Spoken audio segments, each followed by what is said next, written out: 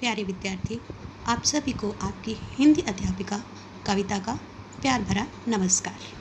बच्चों, विवा हिंदी व्याकरण के प्रथम पाठ में हमने भाषा, बोली, लिपि और व्याकरण के बारे में पढ़ा था।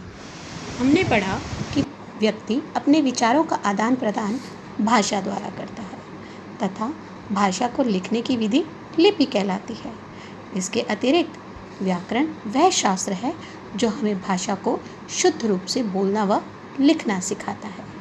व्याकरण के 3 अंग हैं: वर्ण विचार, शब्द विचार और वाक्य विचार। आज हम पाठ 2 करेंगे वर्ण विचार। वर्ण विचार के अंतर्गत हम वर्णों पर और वर्णों के प्रकार स्वर व्यंजन में से स्वरों पर विचार करेंगे। जो किसी भी भाषा को सीखने के लिए सर्वप्रथम उसकी मूल ध्वनियों को सीखना आवश्यक है। जब हम बोलते हैं तो हमारे मुख से कुछ ध्वनियाँ निकलती हैं, जैसे कमला, दिन। यहाँ कमला शब्द के अगर हम खंड करते हैं तो हमें क, अ, म, अ, ल, आ प्राप्त होता है। इसी प्रकार अगर हम दिन शब्द के खंड करते हैं तो द, ई, न, अ प्राप्त होता है। ये क, अ, म, अ, ल, आ सभी ध्वनियाँ हैं। हम इन ध्वनियों के और अधिक टुकड़े नहीं कर सकते।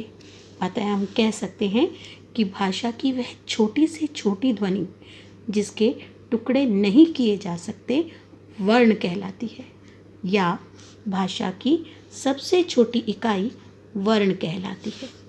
बच्चों, किसी भी भाषा को सीखने के लिए हमें उसकी ध्वनियों या वर्णों को सीखना आवश्यक होता है। हिंदी भाषा को सीखने के लिए भी कुछ वर्ण निश्चित किए गए हैं, जैसे अ, क, म, च, ल, ह आदि। भाषा की इन ध्वनियों के व्यवस्थित एवं क्रमबद्ध समूह को वर्णमाला कहते हैं। यहाँ हम वर्णमाला की परिभाषा कुछ इस प्रकार दे सकते हैं: भाषा की ध्वनियों के व्यवस्थित वर्ण समूह को वर्णमाला कहते हैं। हिंदी भाषा में वर्णों के 2 प्रकार हैं: स्वर और व्यंजन।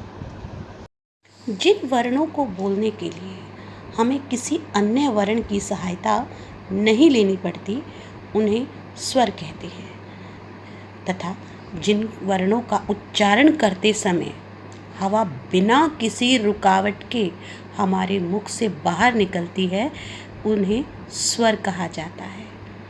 हिंदी वर्णमाला में कुल 11 स्वर हैं: अ, आ, इ, ई, उ, ऊ, री, ए, ऐ, ओ, औ। स्वरों के 3 प्रकार हैं: ह्रस्व स्वर, दीर्घ स्वर और प्लुत स्वर। वे स्वर जिनको बोलने में सबसे कम समय लगता है उन्हें ह्रस्व स्वर कहते हैं। ये 4 हैं: अ, इ, उ और री। और जिन स्वरों को बोलने में ह्रस्व स्वरों से दुगना समय लगता है उन्हें दीर्घ स्वर कहते हैं। ये हैं आ, ई, उ, ए, ऐ, ओ और औ। अब देखा जाए विद्यार्थियों तो ह्रस्व स्वर 4 हैं और दीर्घ स्वर 7 हैं। इस तरह से हमारी हिंदी वर्णमाला के 11 स्वर पूर्ण हो जाते हैं। परंतु इनके अतिरिक्त एक स्वर और भी है जिसे हम प्लुत स्वर कहते हैं। ये एस का निशान जो दिखाई दे रहा है इसे हम प्लुत स्वर कहते हैं। और इसकी परिभाषा इस प्रकार है कि जिन स्वरों के उच्चारण में ह्रस्व स्वरों से तिगुना समय लगता है उन्हें प्लुत स्वर कहते हैं, जैसे ओम, राम। विद्यार्थियों, हम पढ़ चुके हैं कि स्वर 11 हैं और अ वर्ण को, अ स्वर को छोड़कर बाकी सभी 10 स्वरों के लिए मात्रा चिन्ह निश्चित किए गए हैं। जब पूर्ण व्यंजनों के साथ इन स्वरों के चिन्हों का प्रयोग होता है तो उन्हें उनकी मात्रा कहा जाता है। अब विद्यार्थियों, हम अपनी वर्णमाला में अनुस्वार, अनुनासिक और विसर्गपूर्ण वर्णों का भी प्रयोग करते हैं। इन्हें अयोगवाह कहा जाता है। इन्हें अयोगवाह इसलिए कहा जाता है क्योंकि ना तो ये स्वर होते हैं और ना ही व्यंजन होते हैं। इनका प्रयोग व्यंजनों और स्वरों दोनों के साथ किया जाता है। अनुस्वार के लिए हम बिंदी का प्रयोग करते हैं, अनुनासिक के लिए चंद्रबिंदु का, और विसर्ग के लिए हम 2 बिंदियों का इस्तेमाल करते हैं।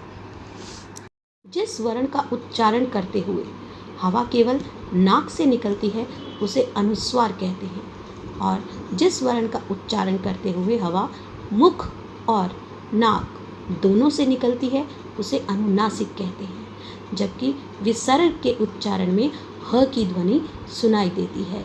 इसका प्रयोग व्यंजन के साथ संस्कृत के शब्दों में किया जाता है।